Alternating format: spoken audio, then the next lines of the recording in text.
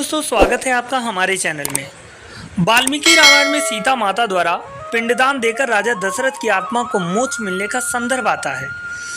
वनवास के दौरान भगवान राम लक्ष्मण और माता सीता पितृ पक्ष के वक्त श्राद्ध करने के लिए गया धाम पहुँचे।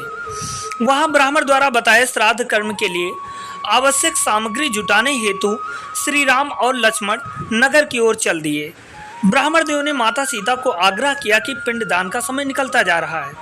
ये सुनकर सीता जी की व्याकुलता भी बढ़ती जा रही थी। श्री राम और लक्ष्मण अभी नहीं लौटे थे।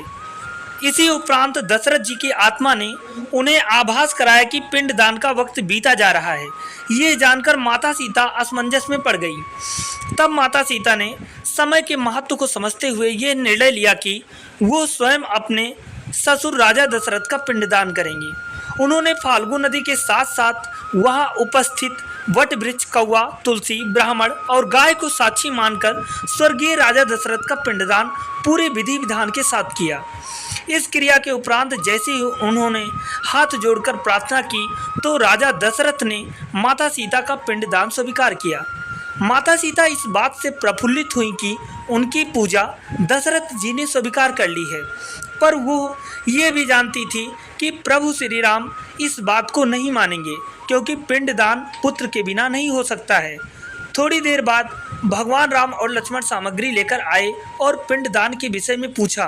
तब माता सीता ने कहा कि समय निकल जाने के कारण मैंने स्वयं पिंडदान कर दिया है। का विश्वास नहीं हो रहा था कि बिना पुत्र और बिना सामग्री के पिंडदान कैसे संपन्न और स्वीकार हो सकता है।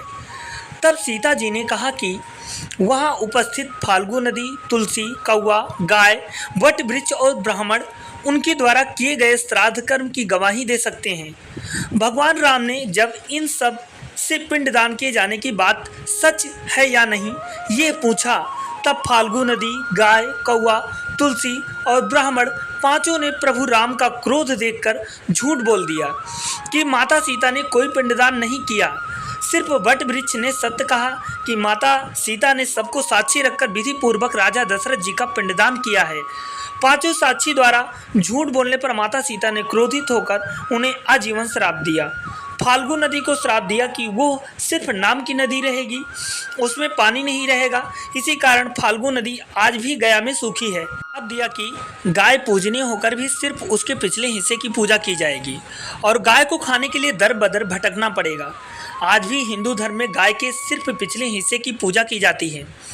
माता सीता ने ब्राह्मण को कभी भी संतुष्ट न होने और कितना भी मिले उसकी दरिद्रता हमेशा बनी रहेगी का श्राप दिया। इसी कारण ब्राह्मण कभी दान दक्षिणा के बाद भी संतुष्ट नहीं होते हैं। सीता जी ने तुलसी को श्राप दिया कि वो कभी भी गया की मिट्टी में नहीं उगेगी। ये आज तक का सत्य है कि गया की मिट्टी में तुलसी नहीं फलती।